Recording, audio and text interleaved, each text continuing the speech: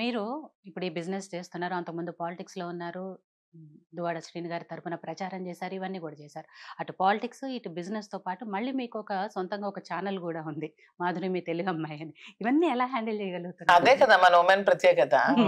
Multi tasking అంటే ఒక ఉమెనే. హ్మ్. ఆడది ఏదైనా చేయగలదు. చెప్తాను కదా స్పెషల్. మహిళలు అంటేనే స్పెషల్. 1,40,00,000 వ్యూవర్స్ ఉన్నారు.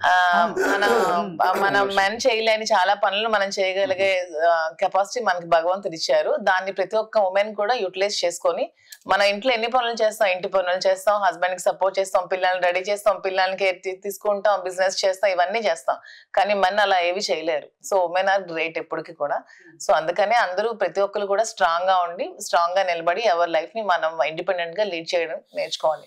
1600 ఉండేదండి మా గొడవలకు ముందు తిన్న యూట్యూబ్ ఛానల్కి.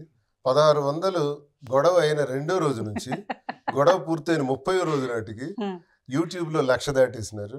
వ్యూవర్షిప్ దీనిలో 1,40,00,000 ఇప్పుడు దాటారు. అంటే మాకు ప్రజల మద్దతు, మమ్మల్ని అర్థం చేసుకున్నారు. ఎందుకంటే మేము రోడ్ల పైన వెళ్ళేటప్పుడు కానీ ఎక్కడైనా టీ కాఫీ తాగేటప్పుడు కానీ అక్కడ ఒక 10 మంది వచ్చి సార్ ఒక ఫోటో ఇవ్వండి, సెల్ఫీ ఇవ్వండి అంటున్నారు. చాలామంది కార్లకు ఓవర్టేక్ చేసి వాళ్ళు ఆపి మా ఫోటో తీసుకుంటున్నారు. ఎలా తెలిసిందంటే కార్ నెంబర్ మాకు తెలుస్తారంటారు.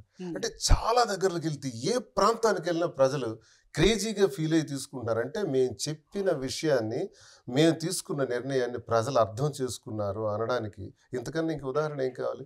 ఈ వ్యూవర్షిప్ కానీ, ఈ ఫాలోవర్షిప్ కానీ, తర్వాత ఇంత సపోర్ట్, మీరు ఏదైనా చెయ్యండి మీకు మేము ఉంటామని జనం ఇంత మద్దతు, ఆ ప్రజల మద్దతే మాకు ధైర్యం. ఆ ధైర్యంతోనే మేము ముందుకెళ్ళగలుగుతాం, వ్యాపారంలో కానీ రాజకీయంలో కానీ. మీరిద్దరు కలిసి చాలా ఇంటర్వ్యూలు ఇచ్చారు. చాలా సార్లు క్లారిటీ ఇచ్చినా కూడా జనాల్లో ఇంకా ఒక విషయము, అర్థం కాని విషయము ఏంటి అంటే మరొక్కసారి క్లారిటీ ఇవ్వడం కోసం మాత్రం నేను ఇది అడుగుతున్నాను. మీ ఇద్దరు రిలేషన్ అనేది దువ్వాడ వాణి గారు బయట పెట్టిన తర్వాత స్టార్ట్ అయిందా? మీ ఇద్దరి మధ్య ఆల్రెడీ రిలేషన్ ఉంది కాబట్టి ఆవిడ బయట పెట్టారు. దువ్వాడ వాణి బయటకు పట్టక ముందు నుంచే ఇది ఒక 2-3 ఇయర్స్ నుంచి నలుగుతున్న వ్యవహారం. వాణి బయట పట్టక ముందు నుంచే మా ఇద్దరం కలిసే ఉన్నాం. అది ఆమెకు కూడా తెలుసు. ఆమె ఫైనాన్షియల్ గా కూడా మమ్మల్ని బ్లాక్ మెయిల్ చేసింది. ఇవన్నీ తెలిసిన తర్వాత శ్రీనివాస్ గాని ఇలా బయటకు గెంటేశాక టికెట్ కోసం ఆమె చేసింది. టికెట్ కావాలనుకుందామె. శ్రీనివాస్ గారు నాకు వద్దు, నాకు డైవోర్స్ కావాలని. ఈ గొడవలన్నీ అవ్వకముందే, ఈ సీన్ బయటికి రాకముందే ఆమె శ్రీనివాస్ గారికి మేము ఇద్దరికి చూపించాం. డైవోర్స్ కావాలి, సెటిల్మెంట్ కావాలి, అమౌంట్ కావాలని చెప్పి ముందే తను డిసైడ్ అయ్యి మా ఇద్దరు ఉంటున్నామని కూడా ఆమెకు తెలుసు.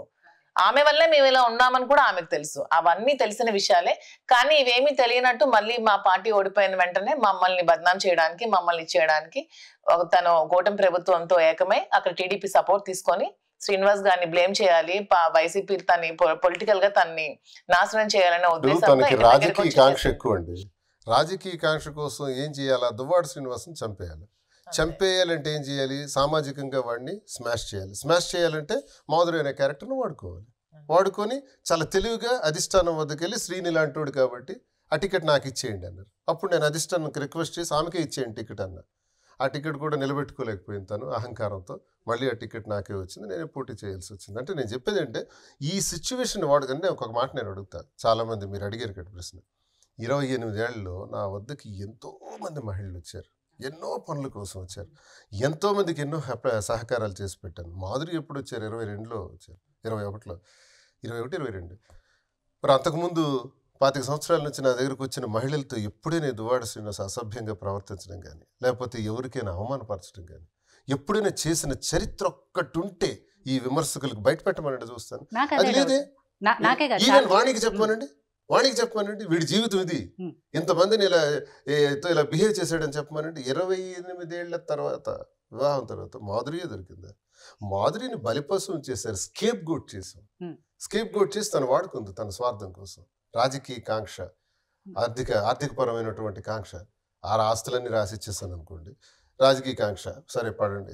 ఇప్పుడు మీరు ఇక్కడ గమనించండి, శ్రీనివాస్ గారికి ఆ ప్రాణ భయం ఉంది అని అన్నది ఇప్పుడు ఆ ఇంటి దగ్గర ధర్నా చేస్తున్నప్పుడు. ఒకరోజు టెక్కల్లో ఉండకూడదు, టెక్కల నుంచి పోవాలి. ఎక్కడికి పోయినా పర్వాలేదు, ఎలా తిరిగినా పర్వాలేదు, మాధురితో ఎక్కడున్నా పర్వాలేదు, టెక్కల్లో మాత్రం ఉండకూడదు. ఏ భార్య అని ఈ ఆర్గ్యుమెంట్ చేస్తారా?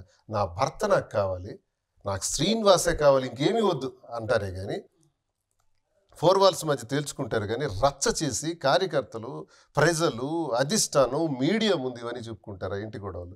అలా చెప్పుకుంటే ప్రతి ఇంట్లో కూడా సమస్యలు ఉంటాయి. ఇంటి దగ్గరేమో ఆ రోజు రక్షణ లేదన్నా, ఇప్పుడు 4 నెలల నుంచి అదే ఇంట్లో నేను ఉన్నాను, మరి నా రక్షణ గురించి ఏం ఆలోచిస్తున్నావు? నెంబర్ 1. నెంబర్ 2 రాజకీయాలు చూసారా? ఈ రాజకీయ ఏ కాంక్షతోటి ఇప్పుడు యాక్టివ్గా తను తిరగటం ప్రారంభించారు? చెయ్యని. రాజకీయాలు చేసే అధికారం ప్రతి ఒక్కడికి ఉంది. కాబట్టి టికెట్ తనకు నేను ఇచ్చాను. ఇచ్చి నేను తప్పుకున్నా అధిష్టానానికి రిక్వెస్ట్ చేసి. నేను చాలా మెగ్నానిమస్గా ఉంటాను పాలిటిక్స్లో. ఏదో పదవుల కోసం వాటి కోసం పిచ్చి అయిపోయి అది వస్తేనే బతుకుతాం లేదా చేస్తామనే టైప్ కాదు అది. ఆ మెగ్నానిమిటీ నాకు ఉంది. కానీ తను నిలబెట్టుకోలేకపోయింది. కేవలం మాధురిని ఈ విషయంలో వాడుకున్నారే తప్ప నిజంగా మాధురిని తను వాడకపోయింటే, తను స్కేప్ గోట్ చేయకపోయింటే తన ఇంట్లో తను ఉండేది, నా ఇంట్లో నేను ఉండేవాడిని. ఈ గొడవలు వచ్చిండేవి కాదు. These are the main reasons. వాణి చేసినటువంటి దౌర్భాగ్యమైన పరిస్థితులు సమాజంలో రచ్చయిపోయి కంపైపోయి దువ్వాడ శ్రీనివాస్ ఇలాంటి వాడంట అనే టాక్ వచ్చేసినప్పుడు నేను మరో సందర్భంలో మీకు నేను కనబడితే మాధురి నా పక్కన పెడితే ఆమె ఎవరండి అని మీరు ప్రశ్నిస్తారు. నేను పక్కన కనబడిన శ్రీనివాస్తో మీరు ఉన్నారంటే నేను ఆమెకు ప్రశ్నిస్తారు. ఎందుకు రహస్యం ఉంచాలి? ఎస్, నేను చెప్పేస్తాను. ఇది మా మధ్య జరిగింది. ఏడాది కాలం నేను బయటే ఉన్నాను. ఇంటికి తాళం వేసేసింది. పలాసలో మా అమ్మగారి దగ్గర ఉన్నాను. ఈ బాధలు ఎవరికి మీకు తెలియదు. మీకు ఆమె ఇంటికి వచ్చిన తర్వాత తెలిసింది. ఇంటికి రాకముందు 2 ఏళ్ల నుంచి కూడా గొడవలు జరుగుతున్నాయి.